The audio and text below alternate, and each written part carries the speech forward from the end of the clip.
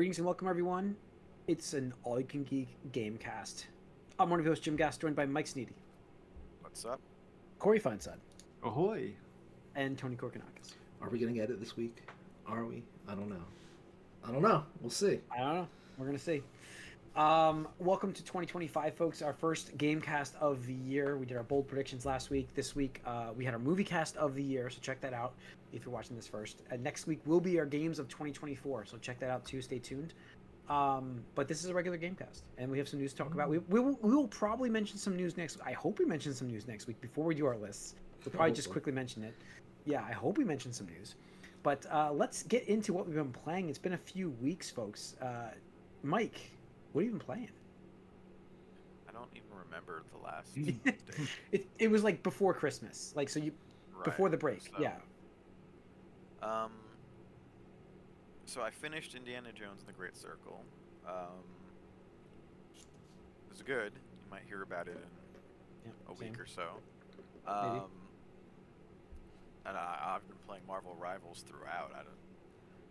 Season 1 just started recently and making Fantastic Four cool again already. It's Yeah, great they did it. marketing for It the looks like movie. it's a lot of fun. People are enjoying this game like crazy. It's everywhere.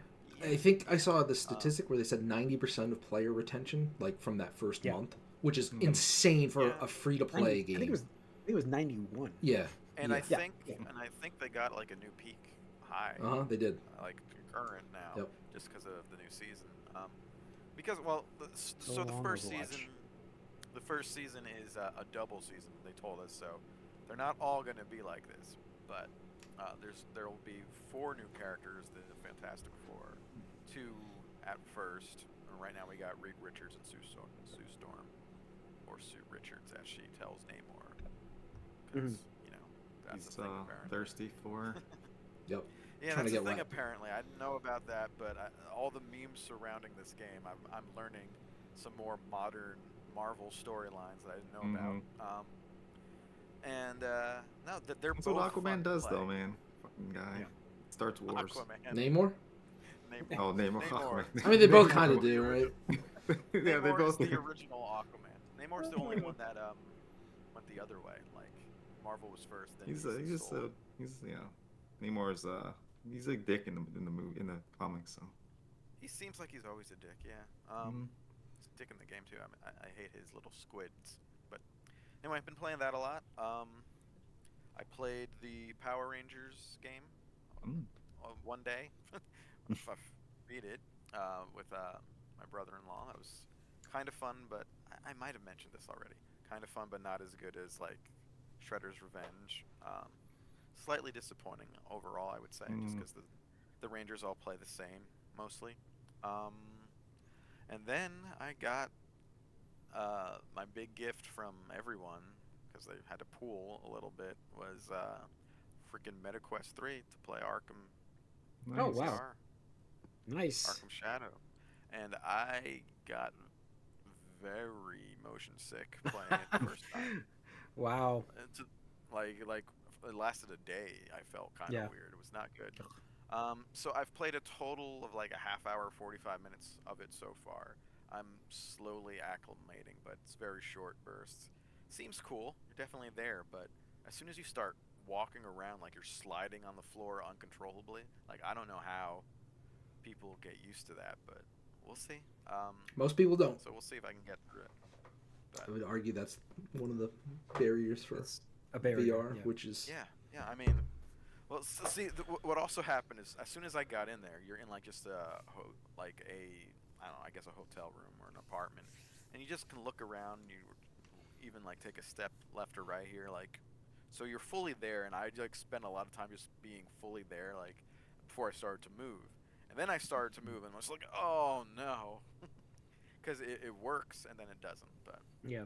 we'll see if I can, overcome it and actually enjoy the game. I finally got to like the combat, which is surprisingly, they try to replicate the Arkham combat pretty decently for a VR experience. But yeah, so that's everything. I've liked most of what I played, but it's still mostly Marvel Rivals. Okay. All right. Corey? yeah, I played some more Marvel Rivals as well. I'm very excited to see what characters they bring in and like, but the support characters, they're so much fun to play, and they buffed Cloak and Dagger, so that's. They didn't need it. I don't know why they did that. I know they didn't need it at all. But I was like, well, okay, I'll take it. Yeah, it's like, sure. oh, we take that. We take those. Apparently, with like the win loss and pick rate breakdowns, it looked like they needed it, I guess. But a lot of that is Nobody wants to bittersweet. play like support characters, but I don't get why, because these support know. characters are fantastic. So. I mean, who wants to really keep track of your teammates the whole time, make sure they're not getting killed? But the thing is, everybody has. It's just like Overwatch. Everybody has that mentality where they want to play DPS because I get it. It's flashy. It's easy. It's like, oh, I just have to kill this dude. It's like, okay, you don't have to worry about like, You get the highlight of the game easier, or whatever it's called in this. So. Yeah. Well, they don't do that with this one. You can just choose to watch everyone's highlights. There's still an MVP, but you don't see it unless you choose to watch them. I do think, though, that hybrid characters are where they have to go in the future. Like, Mr. Fantastic is kind of a hybrid Yeah, character. he's kind of hybrid. It's like a hybrid DPS Vanguard or whatever. That's the tank. Yeah. Yeah. I don't know enough about it. I just haven't played it yet. and in a way, well, the problem is when you go the strategist, the healer, DPS hybrid, you run the risk of people just being bad healers or just trying to kill everybody. But we'll see. But no, it's a lot of fun, and it's so fast to get into the game, so it's like it makes it so much more enjoyable because you're not sitting in a queue for 5 minutes. Yeah, and I actually do like that they don't have a role queue because that to me was like kind of really shitty about the Overwatch experience where it's like I just queued up for tank manually or healer just because it's like I did not want to sit in queue for 10 minutes for a DPS slot. And they kind of like naturally do it where it's like, hey, if you play as this character and this character, they have a bonus together, and so that's pretty neat that they kind of do it in its own way where it's like, hey, let's get these different characters archetypes together and they'll have a synergy in the game. Yeah, and I think because the thing is so just to bridge that to another piece of conversation about season 1, they've been doing interviews and stuff like that, so they're planning on introducing a character every 1.5 months if you math it out, which is ridiculously quick for any type of live service game over Overwatch or talk about League of Legends. Freaking Overwatch. It took like 2 years to get Sombra, it felt like. Right, exactly. I remember, oh my god, that's still one of the worst teas. Oh, the Sombra AR. That was pretty much the end of Overwatch for me. After the Sombra ARG or whatever and all that, and we get her, and she's like, all right, she's an okay kind of unnecessarily complicated character. Like, it was interesting the first thing they did. I don't want to rant about it too much. The first thing they did was kind of cool, and then everything else started to quickly deteriorate. It just dragged on, right? Yeah. But like this, like that's what I love about Marvel. It's like, bam, Fantastic Four. You're getting 2 up front and then 2 in a month, and it's just like, okay, that's really cool because you could just pick one, right? Because like the thing is, and I wonder, if they'll change up their lineup in a year or so after this, because I feel having like 2 different roles really helps too, because you have, the DPS role and the support role. So it's like not everybody's fighting over both of them, and actually a lot of times I haven't seen either in a match because I feel people are naturally drawn to their favorite characters and stuff like that, which is probably a blessing and a curse. I have noticed. Because the thing is, I try my best to just be a flex role, where it's just like, hey, I'll do whatever is open last. Yeah, what sure. pisses me off, though, the most, when it's like, somebody goes a tank, somebody goes a healer, and it's like 1 DPS, and I'm like, okay, well, if nobody's going to make the move, then I'll make that move. And I was like, I don't get to play DPS that often because I flex, so I go to DPS. And what do the last 2 people do? 2nd, 3rd DPS. I'm just like, what are you guys doing? Like, we're playing DPS? Yeah, or it's the occasional 4th DPS, which somehow is always a Wolverine. And I'm like, dude, what are you doing? Like, I know Wolverine's a lot better than he was in Season 0, but, like, come on now. Like, we need another tank, and he's not it. Anyway, it's really good. I'm happy with it, too. I've been playing a lot of it. I think they are really nailing everything. Because, like, people are just so about this stuff. And I'm hearing stories that it's actually even pushing comic sales, which is, like, crazy to think about. Like, Corey, we talked about Magic just had a debut sale. I got to go to the comic store this week to see pick up a couple of issues. It came out on the 8th, so. And it's crazy to me that, like, this game is, barring some unnatural drop-off or anything like that, this is going to be carrying a lot of Marvel as we get back into the, next Avengers movie era. Mm-hmm. Yeah, like I said, like this is already making Fantastic Four cooler than they were going into. Oh yeah, and the thing is, I think that what they really nail are the designs. Because like I look at like Reed Richards, I'm like, okay, he's pretty cool. And then like obviously, people look Invisible and it's like, whatever. We're just like, okay, like we're Thurston, I guess, which is just natural gamer whatever, I guess. But like, it's just so funny. A lot of the memes, most of the audience. That's why. A lot of the art and stuff like that. So like, this is just I know how this. I could see how it's gonna succeed just because like that passion. Again, sometimes you gotta bring in the audience with the visuals, right? I mean, that's where Concord failed miserably. Yep, 100%. You need to give somebody something like, oh, why does that look cool? Like, let me check it out, and then like, oh, it's there's more there than just ACI.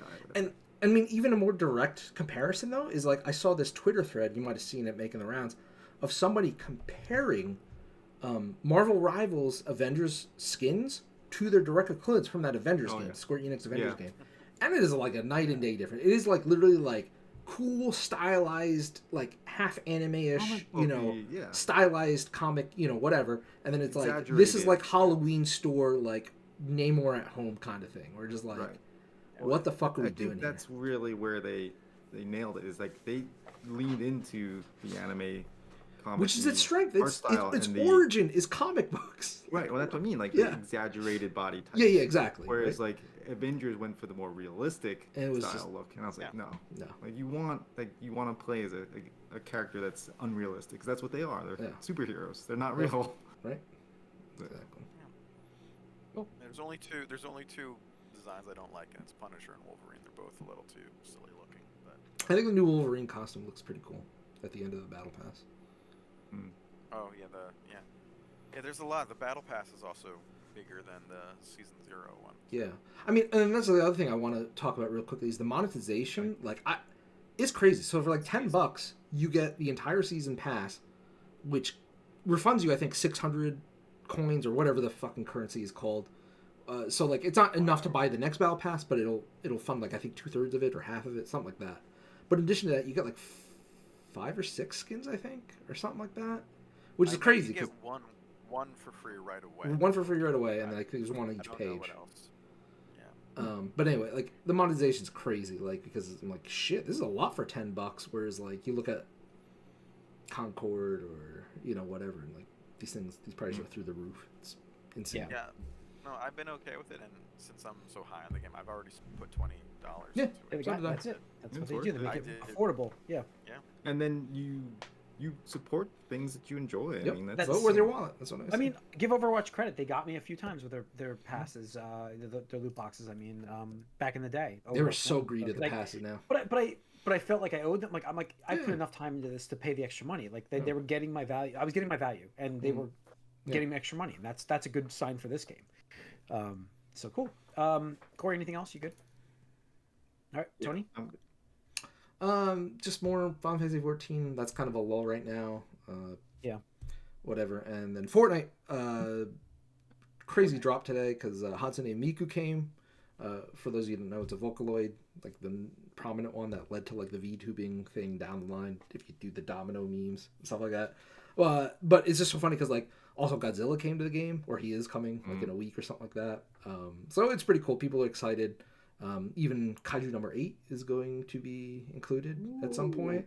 Nice. That's great. Yeah, this season is all about Japan and stuff like that. So they're bringing all the collabs and stuff like that. Demon Slayer. Yep, Demon Slayer is apparently season 2 or season 3. So, or chapter 2, whatever it's called. Yep. Yeah. That's cool. Yeah, Fortnite. It's gonna have everything. It is like it literally is too. Because like, so the thing is, too is like I went in and played a couple matches, got my Mewtwo skin, but then I went to like the Rock Band mode, played a little Rock Band. You get a Lego skin. I'm just like, this is the metaverse. This is like what fucking Mark Zuckerberg wanted, and fucking Epic is doing it. Epic will continue doing it. Like, I swear to God, like they already did a mini collab with Marvel Rivals actually, where like you get like a glider in Fortnite if you play 10 matches on the Epic client version of it, which I did. Just to get this stupid glider. But I'm like, man, if they sell the Marvel Rival skins in Fortnite, they will make so much fucking money. Like, it's insane. They will make so much fucking money. Cool. All right. I've been playing Indiana Jones, which I'll talk about probably next week. So I don't have to talk about it now. I did play that Looney Tunes sports game on Switch. I forgot about that. Frustrating. Oh. Like because because Mario stuff does it better. It's just like every time you're like you go to play the game and you're like it's just the problem with these games, and I knew it was going to be this way. Obviously, my stepdaughter loves the game. It's fine, and it's fun. It is fun, but the controls are so like so loose. Like it's not tight enough. It's not like in basketball. I could do like the swipe thing to steal the ball, but then you have a cooldown time of like 3 seconds before you can even do it again. It's like your character's like you don't do anything. Press the button, and it's not fast enough to register. So it takes like 3 seconds to press it again. It's like there's just like extra lag in the game. Same thing with the tennis matches. The golf looked interesting. I didn't get to play the golf part, but we played basketball and we played tennis, and it was everything like you could tell they wanted to be NBA Jam, but they're just not quick enough. And it's crazy to say that in this day and age because it's like newer, so it should be quicker, but it's not. But it's fun. It's a kids game. You get to play Looney Tunes, and they've embraced the Looney Tunes universe. It's got all the characters in the backgrounds that are not part of the game, but lots of levels to change. You have a decent selection of characters. I think there's 10, so not bad, but overall it was okay. And more Balatro, but I keep kind of just sitting down. I'm like, I'm just gonna tinker with this for a little bit. That's all. Give it some staying power. That's it. All right, let's talk some news, guys. Let's see. We'll start off with a rumor that Final Fantasy Remake is coming to Xbox in 2025. That's been released. I'm not surprised by this. I expect it. They talked about it last year that they missed on their expectations for sales, and I think a lot of it was because they knew it was so exclusive to the PlayStation 5. This is talking about the Xbox, and I think it was also Switch, right? Yes, Switch. Well, Switch 2. Switch, which we'll talk about. I don't know what you're talking about. That doesn't exist. No, it doesn't. It's like the worst kept secret right now. Yeah, it is. It is the worst kept secret. We'll get into that in a second. But yeah, I mean, not surprising. Very good for the gamers on the Xbox system. If you're gonna buy it, because if you're gonna buy it, because Xbox gamers don't buy games. Marvel Rivals has like no players from Xbox. It's like, why? What are you guys doing? What are you doing? But yeah, so we'll see. We'll see if this comes out to be true, but I expect it. Let's see what else we have here. We've got. You should put it on a Game Pass. I'll play it then. I posted the news today. Suicide Squad: Kill the Justice League is obviously dead. The live service story has concluded with a 2D cutscene. Apparently, it's didn't have enough budget. They pulled Attack on Titan right there. They did. With Harley Quinn voicing over what happens at the end of the game, essentially, and it confirms that the Justice League were clones, and they were the entire time they weren't the real Justice League. So Arkham Batman was. Yeah, it was all a dream. That's like so we're getting another Arkham Batman game, is what's. Of course, I mean, because if they're unless they're laying off at Rocksteady, which they may be, we'll see. Give it March, April era, we'll see. Mm-hmm. But like it just feels like fiscal year. All they did was what's that meme from? Where like I think it's from an American cartoon where like, somebody steps on Simpsons, right? Where they there's a lawn of just rakes and. I think it's Homer that like just steps into like multiple in a row. Yeah, and it's like that feels exactly what they did with this game, where it's like you pissed off all these people for various reasons, and like it's like out of two decisions, out of like, hey, you could do this thing, which maybe not the best, but there's this thing which is clearly the worst fucking thing you could do. What are you gonna pick? It's like I'm gonna pick this one every single time, and that's what Rocksteady did. It's like, okay, man. You can blame nobody but yourself. I don't hear this like, oh, the market's tough. I don't want to hear that. I don't want to hear advertising. It's like you fucked every aspect of this up and just pissed off everybody. If they survive this, which I believe they will, but with massive cuts, they're going back to the well. Arkham's coming back. Oh, definitely. No doubt. Especially after they confirmed that everyone was clones and no one's dead. So you're going to go back to Arkham. Yeah. And also because Arkham Shadow is basically a sequel to the Origins, even though it's VR and very small percentage of people are playing it. But of those who played it, it's well received, which is why I was interested in it. So there is obviously there is something that came out that is in that vein that is successful again. So yeah, we'll see what happens though, because Yep. I don't trust that Rocksteady is Rocksteady anymore. No, I don't. It's just exactly like I said about BioWare years ago. It's the people that made that game, the team that made that game it's not the same. It's going to be different. In the wind. You know. Yeah. Yep. Definitely. All right, let's talk Xbox before we move into Nintendo. Xbox, a couple things coming out right now, rumors, but there is a direct coming up January 23rd. Is that confirmed? That is confirmed, right? Because they're talking about. I've seen a lot of the Doom game going to be there with a release date, which is not surprising because I expect that. I definitely expect that this year. But what's the big thing we got here? So the developer direct could mean big things for the Game Pass. Does that mean it's coming to other systems? No, no. It's never going to come to another system. No, let's just fucking. That being said, it's never. Their games will, because there's a big rumor right now about Flight Simulator 2024 coming to PS5 and Switch 2, if that exists, and also Halo Master Chief Collection coming to Switch 2 and PS5. So, absolutely. We just talked about this a couple weeks ago. Halo needs to be on other systems to see any kind of success anymore. Yeah, there will not be an exclusive Xbox game coming out this year. That's exclusive.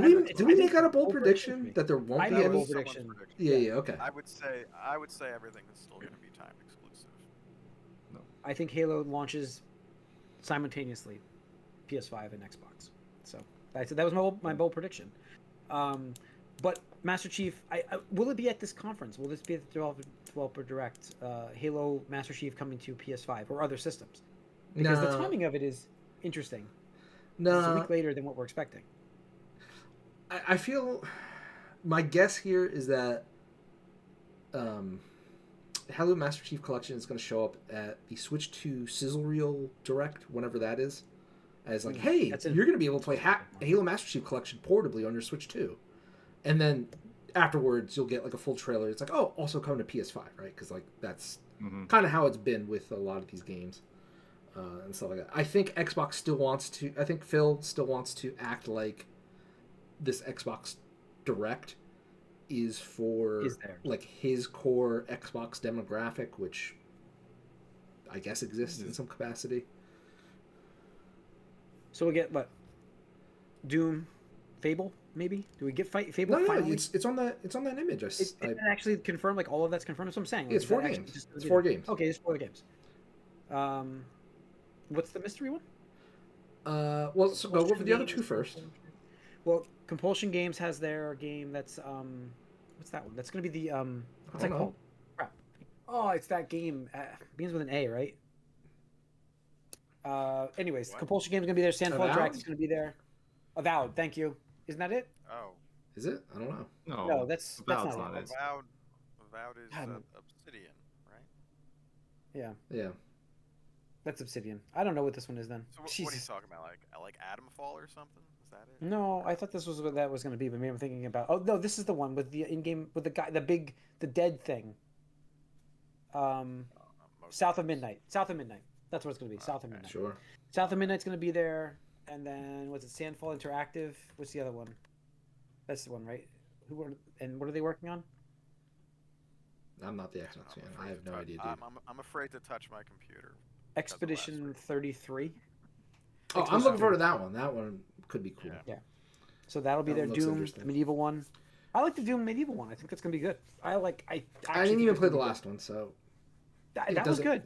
Yeah, no, I'm sure it does. It's just a lot of the sequels, just whatever. But yeah, the 4th mystery game. Some Xbox alleged insider, whatever, was teasing that it's going to be a Japanese game from a long-running legendary series. And then I don't know. I feel like this person was really blowing up because people were commenting, and like seems to me like the one strong thing is that Sega in the last week of 2024 registered Echo the Dolphin trademark. Ooh. So people are speculating that they mean it's like a new version of Echo coming out. That'd be cool. Which is like, why would you try? Scary. Like, why would you hype people up by saying is a legendary, decades-long old like Japanese, like that's misrepresenting expectations and stuff like that. Or some people are saying it could be a. It'd be cool to see that game though. Yeah, and then other people are saying it could be like a Koei Tecmo IP that was whatever missing. Ninja Gaiden maybe. You just reminded me.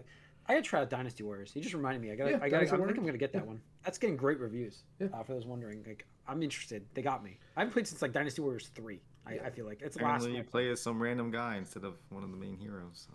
Yeah. That's interesting. But like the thing is, I don't know. Like, is this supposed to be the direct for the first half of the year, or like is this period for the year? Out. Like no, that's what I don't understand. We keep hearing it, right? They don't typically do the Nintendo thing. They do announce it for the year, don't they? Yeah, that's my understanding. So like, is this what we're getting? Like, we're definitely not getting Fable this year.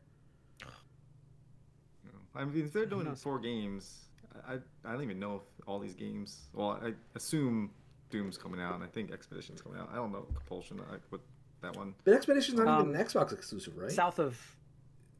It's just a marketing deal, right? South of Midnight.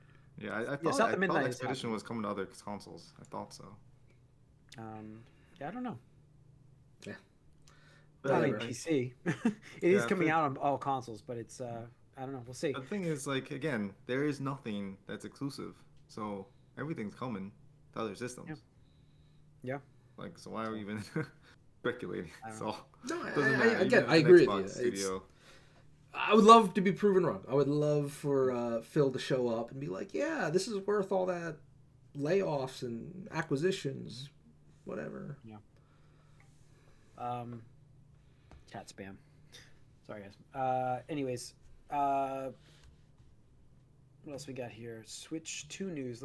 Maybe Switch 2 news. Who knows here? What do we got? A couple things. We got a person posting some dates that will coincide with a Switch 2. Was it right after we were done recording last week? We got all those tweets from about the model, like the different accessories that are coming, and Genki's website actually has their webpage up with the accessories for Switch 2. Yeah, something like that. So apparently, Genki did a cease and desist. They got a lawyer. I would imagine. I don't know if it was a cease and desist. Thing doesn't exist yet. I don't know if it was cease and desist. I think it was just some Nintendo people showed up at their booth at CES and was like, "What are you doing?" And they're like, "Well, we did sign an NDA," and it's like that doesn't mean you can post this, do this, right? So I think we've seen the Switch 2. Do you guys think we've seen it then? The layout, at least the concept. Yeah, at least one of them had to be right. Like the thing is, there's only so many ways to do it, right? It's going to be rectangle and it's going to have Joy-Cons. Like, like imagine in your head, and it's going to be 99.9% correctly. That's you look at the Switch 1, you'd be like, oh, it's a little bit bigger. Maybe the Joy-Con's a little bit bigger, and then you go Switch 2. Yeah, I don't see them. I don't see them. People are like, oh, they're going to innovate. I'm like, yeah, they're going to innovate, but I don't see them going crazy with this because they have such a successful console right now. So like, I do see them playing it closer to the vest on this. The biggest thing right now is that I think it was another accessory company or the Chinese factory showed that the Joy-Cons have this weird little IR sensor. Like, so if you take off the Joy-Cons, you're holding it like, an individual. Are those Joy-Cons magnetic now? Is that what we're hearing? Yes, the rail it has magnets where the railing used to be. Okay. But they have a little laser sensor in the middle, and people are saying, "Oh, well, if you take the Joy-Con, which is a little bit bigger than the original Joy-Con, and you rotate it, now it can become a mouse." So people are speculating that it's going to have mouse features with the Joy-Con. We'll see. We'll see. All right, so let's get into some of this. The guy posted this one. I've got 2 dates here. One is more believable. This guy posted January 17th, 2025. Launch day being March 3rd.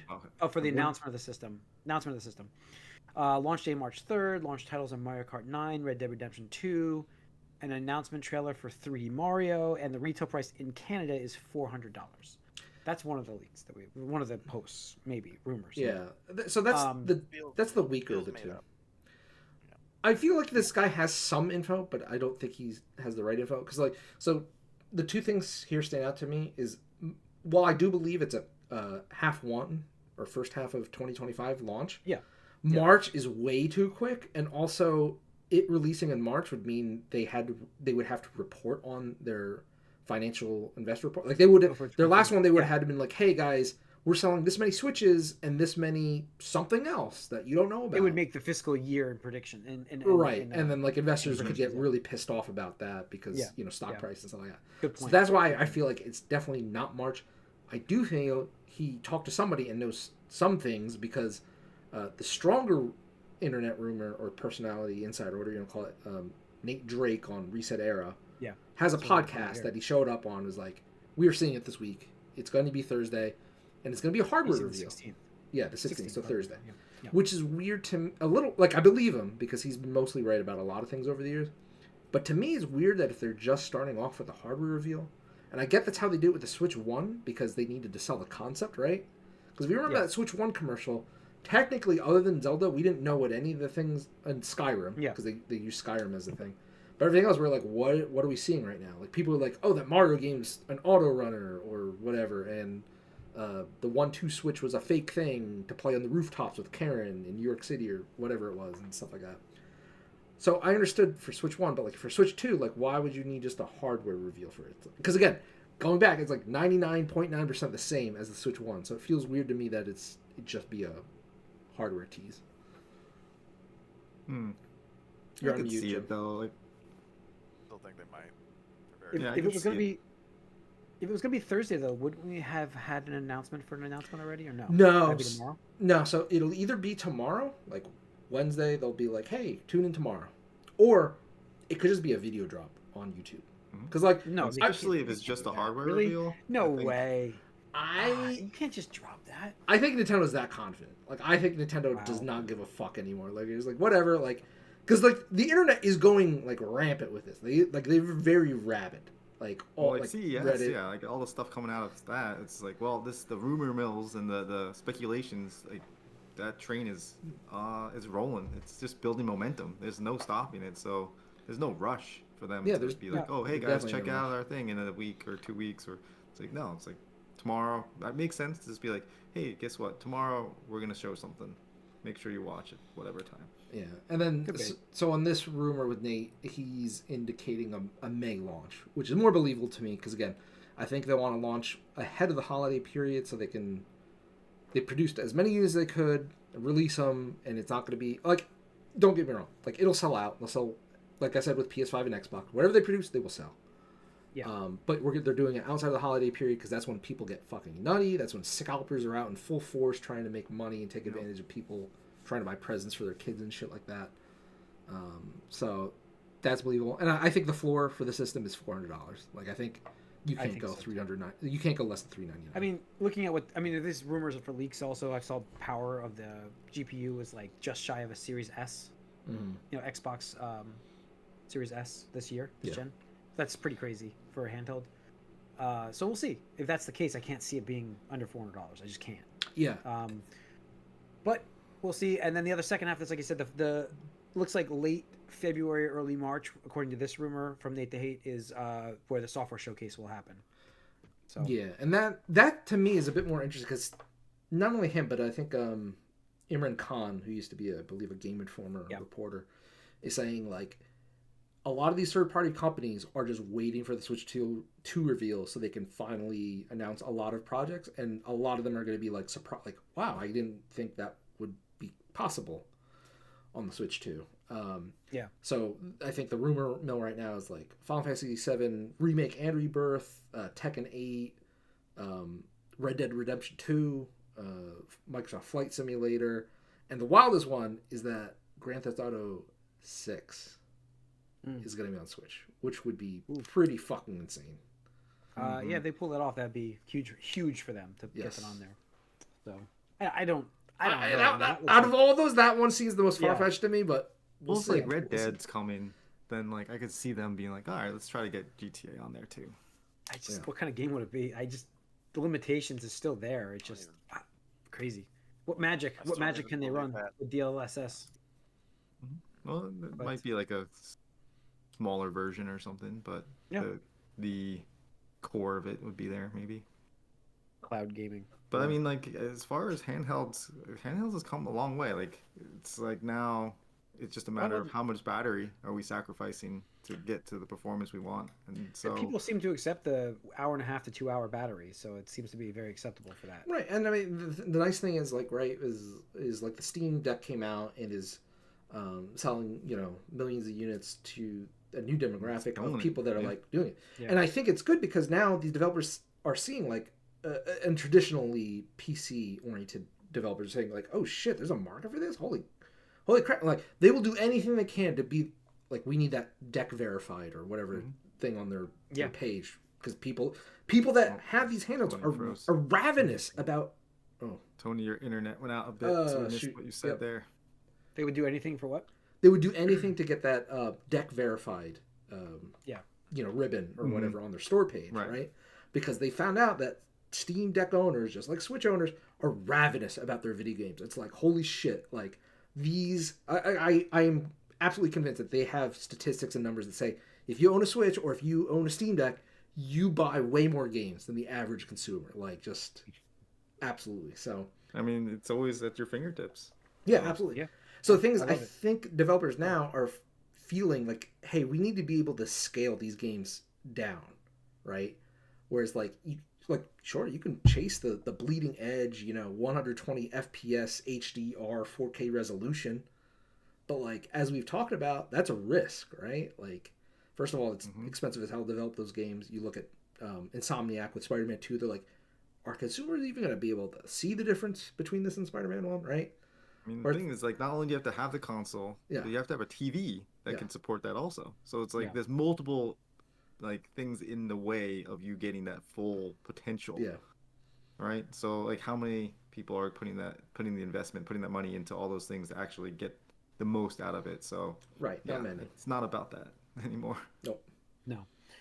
That's for me. I mean, it used to be all about graphics, but now I'm like more about the frame rate. Nice solid frame rate. That's all I really need. I got you. I don't need, I got you. Yeah. So that's it. Church of Unlimited Frames. Yep. He's joined. Seeing the light. And it's more. Like, I played Baldur's Gate on my Steam Deck. That wasn't even great frame rate. That was just a good game. I just played on my Steam Deck anyways. But I would love to just have a good frame rate game, and that's really what matters. 720p is totally cool with me, as long as it's frame rate. So, all right. I think that's going to wrap it up. Now, like I said, next week, though, if we do get the Switch announcement, we will have a little bit on the front of our podcast before the other years. We have to. Very rarely do we get a hardware announcement, so we got to talk about it. So stay tuned for that, folks, if we do get that. But that's going to wrap us up for this week. So thanks for tuning in. Once again, we're live on Twitch Tuesday nights at 8 o'clock.